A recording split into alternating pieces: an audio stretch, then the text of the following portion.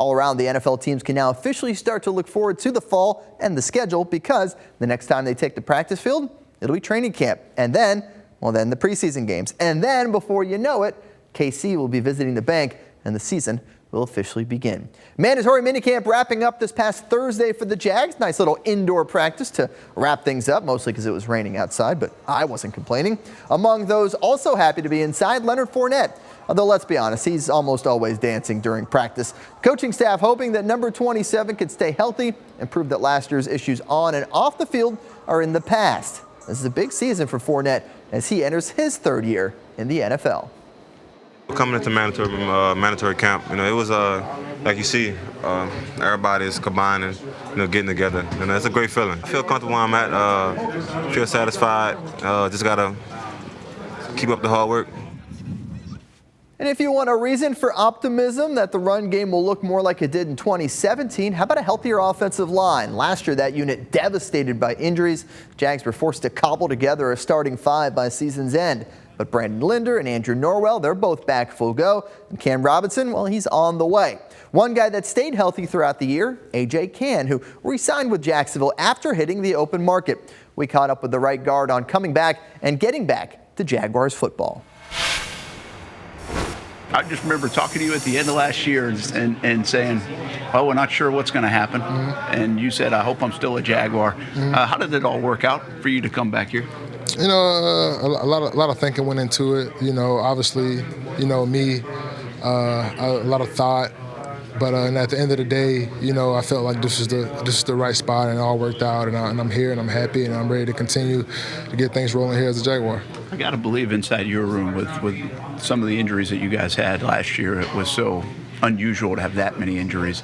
There's a chip in that room that you can almost feel when you walk in. Everybody eager and hungry to get after it this year. Yeah, man. So a lot of focus, especially with we got Coach Hop, new O-line coach. He's very attention to detail. He's on us, about everything. He wants everything to be exact. And I think that's the mentality we have now. And with everybody being in that room thinking that same way, I feel like it's a lot of greatness to be done, but we got a lot of hard work to keep going. We got a lot to build on. We've heard good things about Coach Warhop.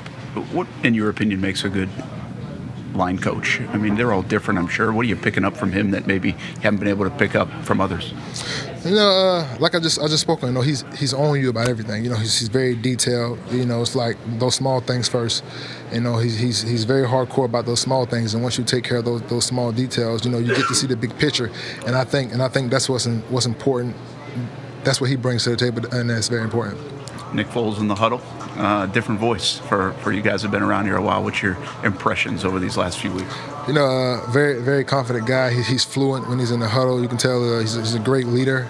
And just being in there, he makes sure everybody's on the right page before we break that huddle, and that's important, and he's got that in him. Do you sense a growth in maturity here in the locker room? And also just having a guy like Foles who's been around for a long time, you almost need a little bit of that.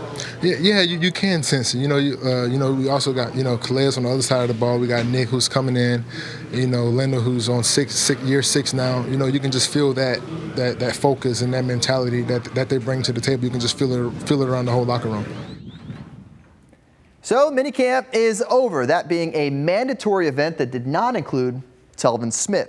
According to his Instagram story, that resulted in an $88,000 fine. We knew Smith wouldn't be there, but because he's still on that 90-man roster and hasn't officially notified that team for a new designation, well, the Jaguars have opted to fine Telvin for his absence. One can assume a similar letter perhaps showed up in Yannick Ngakoue's mailbox this week, but Yannick has a different situation, right? He wants that new contract. He wants to get paid, and, he's not really getting paid that much on his rookie deal, at least for what he has proven. Did you know that lots of people have an opinion on the Yannick Ngakoue situation? Here's a few of them. We'll start with the man himself, Yannick Ngakoue. If you're not in someone else's shoes, stop judging. Well, there's plenty of people out there judging, so how about Duval Doom saying, do what you got to do. Duval is with you. So he's on Yannick's side. Well, some people just play, the pay will come. Jeff Franco on the other side of it. How about Taylor Blade? What do you got? Yannick Ngakoue and I have one thing in common. We both deserve to be paid more. So Plenty of opinions from the fans on both sides. Most of the players we talked to, in fact, every player we talked to, on his side.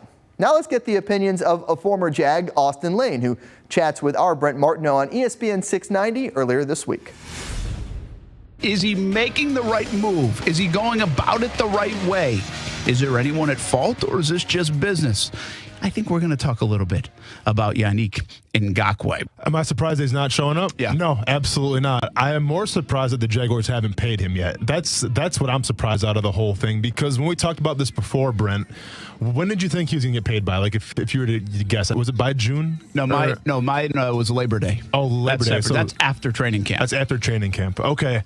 This is a guy who didn't come out of nowhere, Brent. Okay. This is a guy who had 8 sacks his rookie year. Okay. He had 12 sacks his second year. Fantastic. 9.5 sacks last year, and that's a result of people double teaming him and people game planning against him. So it's not like you weren't going to know you're going to pay the guy. I mean, this should have been priority number 1 for the past 2 years now. So I'm not sure what the holdup is. Now, is money an issue? I don't think so, because I don't think the salary cap's a real thing. I think you can always move things around. I think you can cut people if you have to. But I think there is enough money right now to pay Ngakoue. And you know what? I don't really have a major problem with him missing this one. If he wants to get fined for it, fine. Listen, nobody's winning a football game this week. Yeah. It's mandatory because it's 3 days of mandatory because the NFL CBA says so. That's it. To be honest with you, they're not much different at all than the last 3 weeks. Mm-hmm. So it's not that big a deal. But the semantics of it, and now everything plays out publicly. And what Yannick said a few weeks ago to now, and now he'll start getting fined. And then I think the bigger thing is, how long does it last? It will certainly continue to be a topic that we'll talk about on ESPN 690. You can follow along on any platform you could possibly imagine. Facebook, Twitter, YouTube, Twitch, also the podcast every evening. They just wrap up the show in a nice, tidy little bundle, so you can just listen to the whole show on your ride home from work on the podcast. That's 3 to 6 every weekday, ESPN 690. This 6-week break for the Jaguars is the first time off for this incoming rookie class in nearly 12 months. Right out of college, they started training for pro days, then combines, then they were drafted, then came rookie camp, OTAs, minicamp. You see what I'm saying? It's been a very busy year for these guys. Make no mistake, they need as much time in the playbook as they can get. And for a veteran leader like Calais Campbell, it's been nice to see the young guys progress. We had a lot of guys with opportunities to show what they can do. In the spring ball, it really comes down to just getting reps and developing. And there are a lot of guys who really, showed up on tape and took advantage of opportunities. Quincy Williams, it was a name many here in Jacksonville did not expect to hear in round 3 of the NFL draft, but sure enough, the team selecting the linebacker out of Murray State. Shout out Austin Lane. Now with Telvin Smith out of the picture, at least for this year, the rookie may see the field earlier than expected. We caught up with Quincy earlier this week. I play right next to Miles Jack, so if I have any questions or stuff, I can just lean over and ask them. Guys in front of me is so they've been in the defense for a while, so they know how things fit.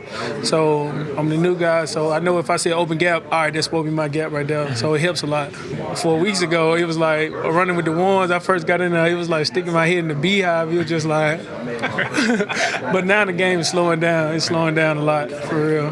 Why is that? What is so difficult about, you've been playing football, but what is the adjustment for you? The adjustment for me is I'm used to, in college I played the secondary and I played the outside linebacker, so I didn't play in the box much. Here I'm playing in the box a whole lot, so that was a big adjustment. But I mean, like I said, players next to Miles, Ramik, they're helping me out a lot, especially with my run fits and stuff like that. So I mean, it's coming along very, very well. Is there anything you can do in the next 5-6 weeks to get more accustomed to it, to even help you get a head start on the fall? The biggest thing, working on my footsteps inside the box, getting in the chute, keeping my pad level low, using my hands. Also, just watching film, working on my run fits and stuff like that. That's the biggest thing that can help me. Is that just quicker feet? No, I got quick feet now. Yeah, okay. It's more like slowing down inside the box, because you can't just move fast and then you playing off the D lineman.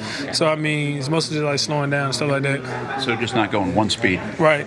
Learn how to slow to fast to slow. So that's the biggest thing. I got to believe you're a guy that can't wait to get the pads on, too. Oh, yeah, I love that's how I got here for real, my foot speed and contact. How much does Miles help you? Because there's a bunch of new guys in your room. Yeah. So I'm sure is he fielding a bunch of questions from all of you? Yeah, he has, for real. Especially like I said, when we're on the field and stuff like that, he asked me, do I have any problems or something like that. Like in between plays, he'd be like, all right. Even if I do know, he'd be like, what you got right here? And I tell him what I got. And then he was like, just making sure I'm on point. So that's the biggest thing. It helped out a lot. Even though if I do know the plays and stuff, just hearing that second voice saying like, all right, this is what you got. I was like, all right, bet. But he's not telling me like every single play. You know, he let me learn on my own. He's just making sure like any question you need, and any that's on the field or off the field. So he helped me out a lot. You said your head was spinning, which is usual, I think, for a young guy. But are you confident you fit and you can make an impact early once it does slow down a little for you? Oh, yeah, for sure. Because, I mean, like you said, football is football. I mean, it's point A to point E, make the tackle. So, and you know me, I'm going to make the tackle. So I'm good, yeah. And for even more Jaguars coverage, go ahead to our partners, Jaguars.com. All year round, it's all things Jags. Happy to team up with these guys again this upcoming season.